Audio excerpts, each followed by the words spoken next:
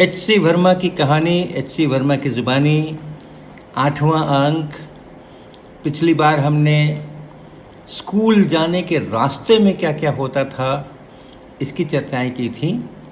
और चाहे वो बंदर का खेल हो, चाहे वो जादू का खेल हो, या पान की दुकान पर कमेंट्री हो, या बग्घी हो, हर जगह कुछ न कुछ हमने सीखा। आज जब मैं पलट करके सोचता हूँ, तो मुझे लगता है कि उस समय जो मैंने देखा, किया, भले ही क्लासरूम के अंदर में मैंने कम सीखा, लेकिन ये क्लासरूम के बाहर मैदान में, सड़क पे मैंने जो कुछ सीखा, उसका मेरे को भरपूर फ़ायदा बाद में मिला, अब मिल रहा है। जैसे कंचे मैंने वहाँ पर खेलते हुए देखे, तो फिर जिस समय कॉन्सेप्ट्स ऑफ फिज़िक्स चल रही थी, तो वो कंचों के ऊपर अच्छा सा सवाल बनाने में उस मैदान में खेलते हुए कंचे देखने की भी बड़ी भूमिका है, क्योंकि वो बड़ी अच्छी तरह मैंने बड़ी बारीकी से देखा था और उसके अनुसार मैंने सवाल फ़ॉर्मुलेट किया। इसी प्रकार से वो बग्घी की बात हो, इसी प्रकार से और बहुत तमाम चीज़ें हैं जहाँ से कि लर्निंग हमारी बहुत मजबूत हुई। एक और घटना मैं आज बताऊँगा स्कूल जाने के रास्ते की। एक बार जब मैं चला अपने घर से और स्कूल के लिए, तो हमेशा की तरह रास्ते में कहीं पर फुटपाथ के ऊपर एक जगह देखा कि कुछ मजमा है, कुछ 8-10 लोग खड़े हुए हैं और कुछ हो रहा है। तो मैं घुसा उसके अंदर देखने के लिए, तो बड़ा विचित्र सा दृश्य दिखाई दिया। वो 2 लोग बैठे हुए थे, कुछ आसन बिछा करके फुटपाथ के ऊपर, कुछ बोरा-वोरा बिछा करके 2 लोग आमने-सामने बैठे हुए थे और बीच में एक कुछ गत्ते का रखा हुआ था, कार्डबोर्ड टाइप का, और उसके अंदर में बड़े खाने-खाने स्क्वायरिश खाने-खाने बने हुए थे और उसमें बड़ी-बड़ी कुछ गोटियाँ टाइप की रखी हुई थी, कोई छोटी, कोई बड़ी, कोई अलग किस्म की, कोई कैसी, कोई कैसी। मैंने पहले कभी कुछ देखा नहीं था। वो बस 10 शतरंज का बोर्ड था वो। और ये 2 लोग जो उस शतरंज के बोर्ड के दोनों तरफ बैठे हुए थे, ये दोनों उसके खिलाड़ी थे। मैंने पहली बार इस गेम को देखा था और 8-10 जो दर्शक थे, वो अगल-बगल में खड़े होकर के और उसको देख रहे थे। और बड़ा विस्मय तब हुआ जबकि जब मैं घुसा वहाँ पे और मैंने देखना शुरू किया, तो मैंने देखा कि कोई कुछ कर ही नहीं रहा है। जैसे कोई स्टिल फ़ोटो हो वैसे। जो दोनों खिलाड़ी हैं वो अपने-अपने गालों पे हाथ रख कर के बैठ कर के बोर्ड को देख रहे हैं, और जो 8-10 लोग हैं खड़े हुए, वो भी मूर्तिवत सब अपनी-अपनी जगह पर खड़े हुए हैं और बोर्ड को देख रहे हैं। कोई हिल नहीं रहा है, कोई बोल नहीं रहा है, कोई कुछ कर नहीं रहा है।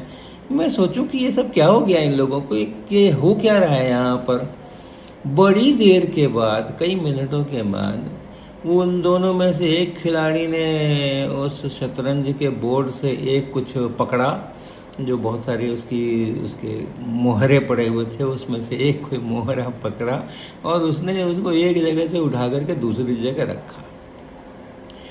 और इसके बाद जैसे एक वेव चलती है, एक जगह कोई डिस्टरबेंस होता है तो वो वेव की तरह सब तरफ फैलता है, वैसा ही कुछ वहाँ पर नज़र आया कि जो दूसरा पक्ष था, दूसरा जो खिलाड़ी था, उसने भी अपना पोजीशन बदला मतलब हाथ जैसे गाल पे पहले था तो वो वहाँ से हट गया, दूसरा हाथ कहीं और चला गया, पैर थोड़े खुल गए और कुछ हुआ, कुछ दाएं से हुआ, कुछ बाएं से हुआ।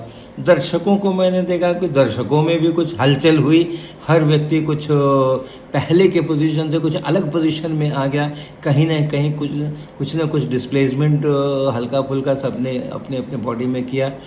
और ये सारा सब कुछ करीबन एक 15-20 सेकंड के अंदर में हुआ और 15-20 सेकंड के बाद फिर वही का वही दृश्य, दोनों खिलाड़ी अपने अपने गालों पर हाथ रख कर बैठे हुए हैं और उसके बाद बाकी के जो हैं वो भी सब मूर्तिवत खड़े हुए, सभी की निगाहें बोर्ड के ऊपर है, कोई कुछ कर नहीं रहा है।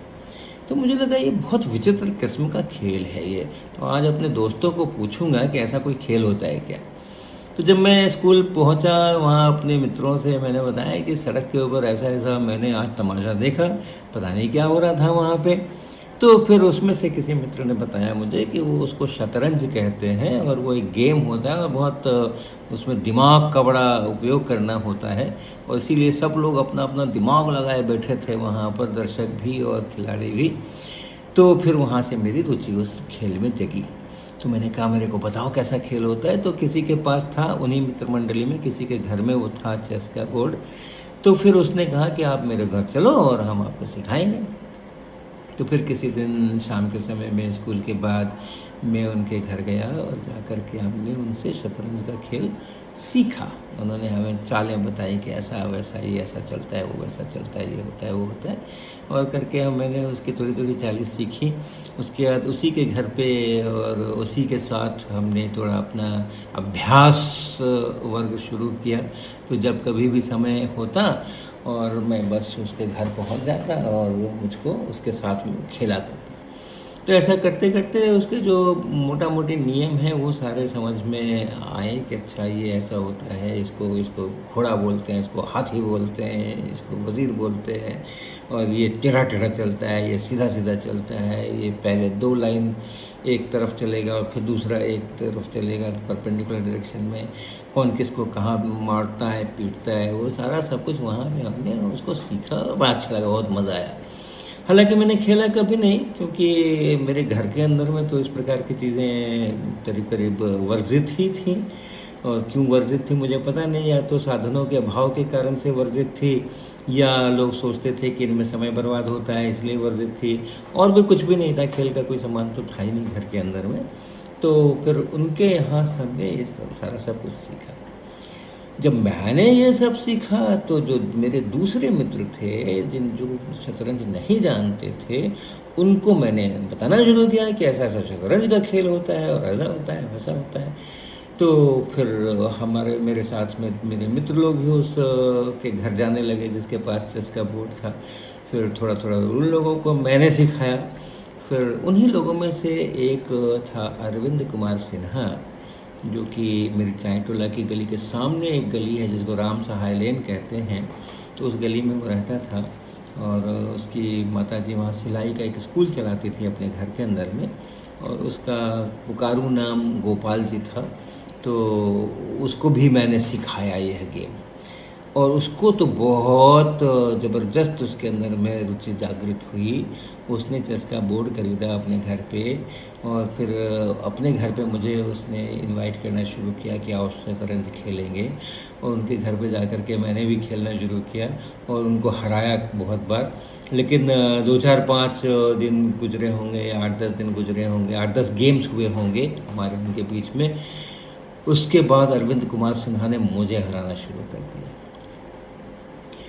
तो समझ आया कि केवल रूल्स जान लेने से आप अच्छा खेलेंगे और खेल में विजय हासिल करेंगे, ऐसा नहीं होता है। रूल्स तो सभी जानते हैं, सभी खिलाड़ी जानते हैं, लेकिन उस खेल के अंदर में आगे कौन सा मूव होने वाला है, मेरे सामने वाले ने ये चाल क्यों चली, उसको समझना, वो रूल के गेम से बहुत अलग चीज़ है। वो जो गेम के रूल्स हैं उनसे बहुत अलग चीज़ है कि इस परिस्थिति में ये इसको बेस्ट चाल्स कौन सी होगी, या सामने वाले ने कुछ चला है तो क्या सोच करके चला है, आगे का क्या प्लान बना है, वो बहुत अलग चीज़ होती है।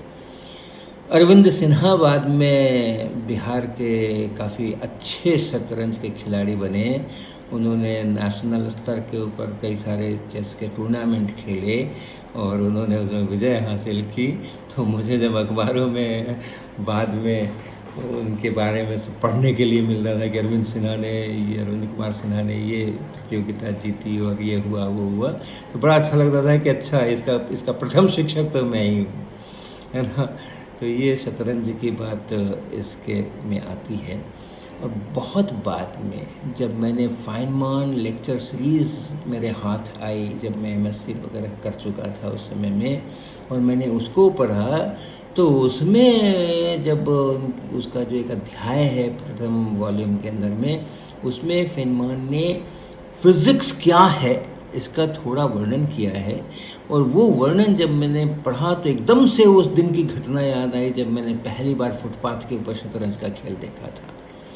आप लोग भी ज़रूर पढ़ना उसको, और मैंने अपने कॉन्सेप्ट्स ऑफ फिज़िक्स के भी चैप्टर के अंदर में उसका जिक्र किया है कि रिचर्ड फीनमान ने बताया है या उन्होंने डिस्क्राइब किया है कि अपनी पूरी प्रकृति जो है वो एक बहुत बड़े शतरंज के खेल की तरह है, और उसके रूल्स जो हैं, उस गेम के रूल्स जो हैं अपनी प्रकृति के, वो हमें पता नहीं है, उसके रूल बुक नहीं है।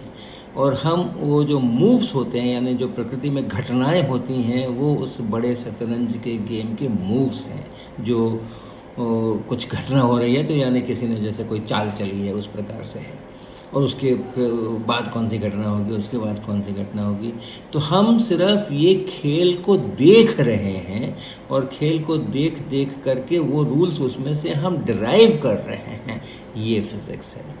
तो ये जब मैंने फीनमान का ये पढ़ा तो मुझे तुरंत उसके साथ रिलेट हुआ कि कैसे वो पहली बार मैंने शतरंज का खेल फुटपाथ के ऊपर देखा था। तो ऐसे स्कूल आने जाने के समय का भी जो उपयोग है, उस समय में भले ही लोगों को लगता हो कि ये समय की बर्बादी हो रही है, लेकिन बहुत कुछ वहाँ से सीखने को मिलता है और वो पूरी ज़िंदगी साथ रहता है और पूरी ज़िंदगी काम आता है और उसका परिणाम मिलता है, उसके अच्छे परिणाम मिलते हैं। तो ऐसा मेरे साथ स्कूल के आने जाने के पीरियड में भी लर्निंग हमारी होती रही है। गर्मियों के दिन में स्कूल मॉर्निंग हो जाता था, यानी सुबह कुछ 6:30 वगैरह से शुरू हो जाता था और 11:30 बजे या 12 बजे ख़त्म होता था। वो मेरे लिए कष्टकारक यात्रा होती थी, क्योंकि जाते समय तो कुछ दिक्कत नहीं, सुबह ठंडे ठंडे में चले गए, लेकिन वहाँ से लौटते समय 12 बजे, 12:15 बजे जिस समय राम मोहन राय सेमिनरी से चाईटोला आना होता था, तो उसमें रास्ते में बहुत धूप हुआ करती थी, गर्मी।